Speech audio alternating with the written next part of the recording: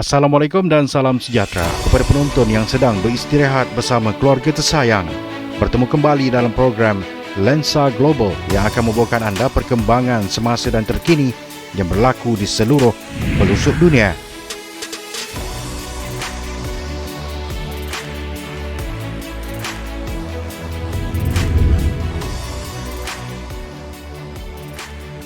Seorang lelaki dilaporkan maut manakala 41 lagi cedera dalam kejadian dipercayai letupan gas bawah tanah di Bandar Johannesburg, Afrika Selatan pada petang Rabu.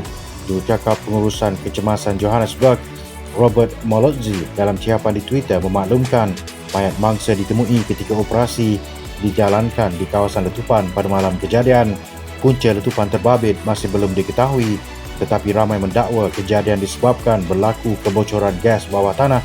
Bagaimanapun, syarikat pembekal gas Johannesburg, Egoli Gas, dalam satu kenyataan menafikan dakwaan itu dan menyatakan bahawa paip gas bawah tanah miliknya tidak terlibat dalam letupan itu. Menurut Premier Gauteng, Panyaza Lesufi, pakar-pakar telah dipanggil bagi menjalankan siasatan bagi menentukan sama ada wujud kebarangkalian paip atau kabel bawah tanah mendatangkan ancaman letupan. Sekali lagi, katanya beberapa penduduk sekitar kejadian juga telah dipindahkan dari kawasan tersebut kerana khawatir akan berlaku letupan kedua. Bangunan-bangunan juga berpotensi untuk runtuh. Radius kerosakan juga luas, ujarnya. Difahamkan pihak berkuasa menganggarkan sekurang-kurangnya 5 blok bangunan, 6 jalan dan 34 buah kenderaan rosak akibat letupan itu. Seorang saksi kejadian memaklumkan beliau mendengar bunyi yang kuat sebelum kereta yang dinaiki melambung ke udara dan terbalik. Jelas saksi itu, beliau tidak mengalami kecederaan dan mendapati terdapat kepulan asap keluar dari celah jalan sebelum melihat orang ramai berlari menyelamatkan diri.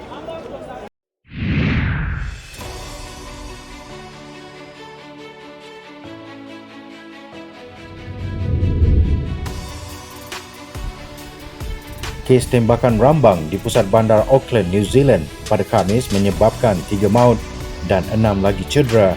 Dalam kes tembakan, polis mengesahkan suspek yang melepaskan tembakan turut maut dalam tragedi itu. Lokasi kejadian adalah di sebuah bangunan yang sedang dalam pembinaan di Lower Queen Street dan seorang pegawai polis turut cedera dalam serangan berkenaan.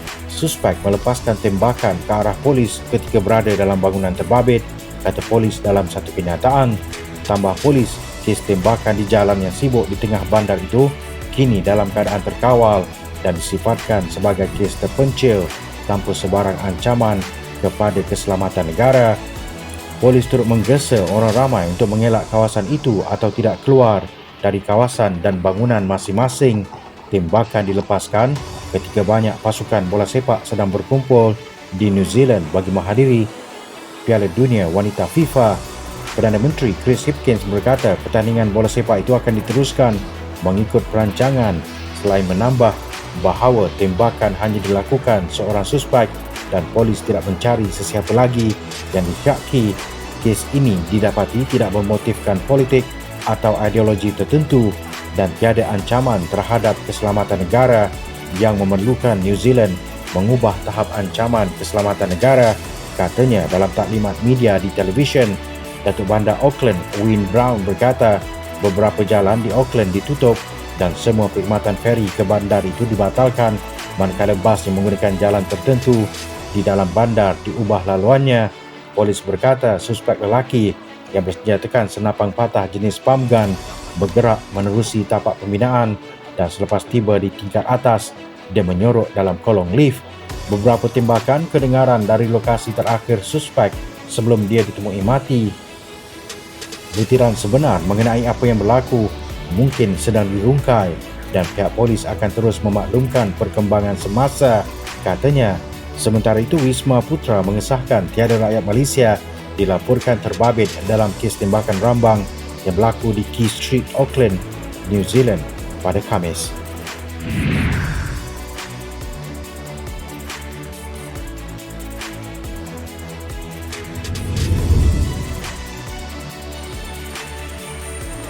Perdana Menteri Datuk Seri Anwar Ibrahim dan isteri Datin Seri Dr. Wan Azizah Wan Ismail tiba di Hanoi pada Khamis untuk lawatan rasmi 2 hari ke Vietnam atas jemputan rakan sejawatnya Phan Minh Chin. Pesawat khas membawa Perdana Menteri dan isteri selamat mendarat di lapangan terbang antarabangsa Noi Bai di Hanoi pada pukul 1 tengah hari waktu tempatan. Sebaik tiba, Datuk Seri Anwar dan isteri disambut Menteri Kebudayaan, Sukan dan Pelancongan Vietnam dan juga Menteri Pengiring Nguyen Van Hong dan Menteri Luar Datuk Seri Dr. Zamri Abdul Kadir dan isteri Datin Seri Saripah Zulkifli turut hadir untuk menyambut Perdana Menteri dan isteri. Di lapangan terbang itu, Ketua Setiausaha Kementerian Luar Datuk Seri Amran Muhammad Zain, Datuk Seri Anwar dijadual diberikan sambutan rasmi oleh Chin di Istana Presiden sebelum kedua-dua pemimpin itu mengadakan mesyuarat bilateral di Government Office. Selepas mesyuarat bilateral itu, Perdana Menteri akan menyaksikan pemeteraian Memorandum Kerjasama di antara Dewan Perniagaan dan Perindustrian Kebangsaan Malaysia atau NCCIM dengan Dewan Perniagaan dan Industri Vietnam atau VCCI. Perdana Menteri serta rakan sejawatnya juga menyaksikan majlis menandatangani pengesahan dokumen minit hasil mesyuarat ke-7 Suruhanjaya Bersama Ekonomi, Saintifik dan Kerjasama Teknologi atau JJCM7 antara Malaysia dan Vietnam. Perdana Menteri juga turut mengadakan pertemuan dengan Setiausaha Agong Parti Komunis Vietnam CPV Nguyen Phu Trong di Ibu Pejabat CPV. Datuk Seri Anwar juga menghadiri jamuan makan malam rasmi dihoskan Chin di Government Office. Seterusnya, Datuk Seri Anwar dijadualkan menghadiri Forum Perniagaan Malaysia-Vietnam sebelum ke Majlis Ramah Mesra bersama Perdana Menteri bersama-sama diaspora Malaysia di Hanoi. Datuk Seri Anwar juga mengadakan kunjungan hormat dengan pengerusi Dewan Rakyat Vietnam Wong Dinh Hu di bangunan Dewan Rakyat sebelum ke Book Street di Dinh Le Street di mana beliau dan rakan sejawatnya bertukar-tukar buku sebelum menunaikan waktu Jumaat di Masjid Al-Nur. Beliau juga mengadakan kunjungan hormat dengan Presiden Vietnam Vo Van Thuong di Istana Presiden, diikuti sidang media bersama media Malaysia di lapangan terbang antarabangsa Noi Bai sebelum berlepas pulang. Vietnam merupakan negara ASEAN ke-8 dikunjungi Datuk Seri Anwar sejak beliau dilantik sebagai Perdana Menteri November tahun lalu.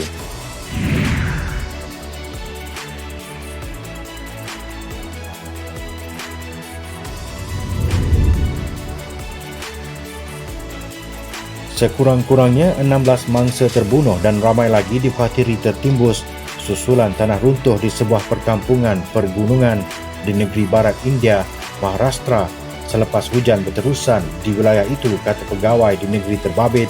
Tanah runtuh itu berlaku pada tengah malam di dusun pergunungan Irsalwadi, kira-kira 60 km dari Mumbai, kata sumber media yang memetik pegawai berkenaan. Setakat ini 10 mayat sudah ditemui dan lebih 80 mangsa berjaya diselamatkan, tetapi perkampungan kecil itu dianggarkan mempunyai sekurang-kurangnya 225 penduduk. Sebanyak 48 keluarga tinggal di sana, kira-kira 75 orang dipindahkan dan 5 orang disahkan maut setakat ini, kata timbalan Ketua Menteri Negeri itu Devendra Fadnavis di Twitter.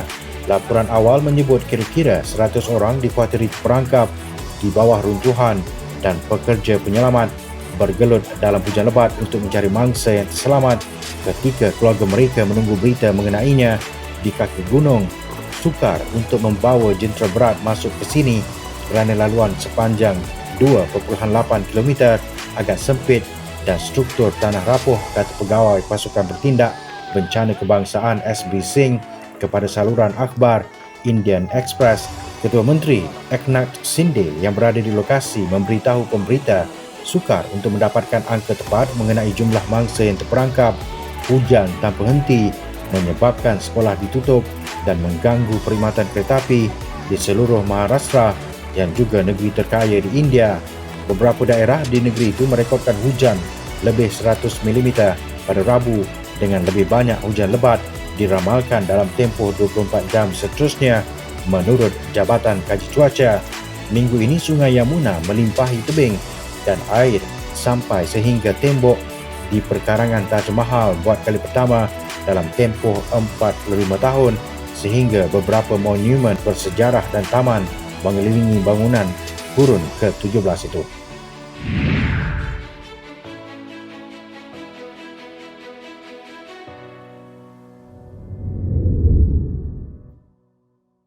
Sebuah robot Android Ever 6 menaiki podium konduktor di Seoul pada awal Julai lalu untuk mengetuai persembahan oleh Orkestra Kebangsaan Korea Selatan menandakan percubaan pertama seumpama itu di negara itu. Robot dua lengan itu yang direka oleh Institut Teknologi Perindustrian Korea membuat penampilan sulungnya di Teater Kebangsaan Korea, pemuzik terkemuka dalam Orkestra Kebangsaan negara itu. Robot itu dengan wajah humanoid mula-mula tunduk kepada penonton dan mula melambai-lambaikan tangannya untuk mengawal tempo persembahan langsung. Pergerakan oleh konduktor sangat terperinci, kata Choi Soo-yeol yang mengetuai persembahan Jumaat bersama robot itu. Robot itu dapat mempersembahkan pergerakan terperinci sedemikian jauh lebih baik daripada yang saya bayangkan. Tetapi kelemahan kritikal Ever 6, kata Choi, ialah ia tidak boleh mendengar. Lee Yong-chu, seorang penonton yang mempelajari muzik tradisional Korea, berkata pergerakan robot itu walaupun sempurna dalam mengekalkan irama, kekurangan nafas atau keupayaan untuk memastikan orkestra bersedia untuk terlibat secara kolektif dan serta-merta yang menurutnya penting dalam prestasi. Nampaknya ada beberapa kerja yang perlu dilakukan untuk robot itu melakukan kerja itu, kata Lee. Soo In-ho, 62 tahun, seorang lagi penonton, juga berkata persembahan Ever 6 nampaknya berada di peringkat rendah. Saya rasa ia akan dapat melakukan pengendalian dengan sendirinya apabila dilengkapi oleh kecerdasan buatan untuk memahami dan menganalisis muzik, kata Song. Robot humanoid itu membimbing 3 daripada 5 persembahan yang berlangsung pada petang Jumaat, termasuk satu yang dikendalikan bersama dengan Choi.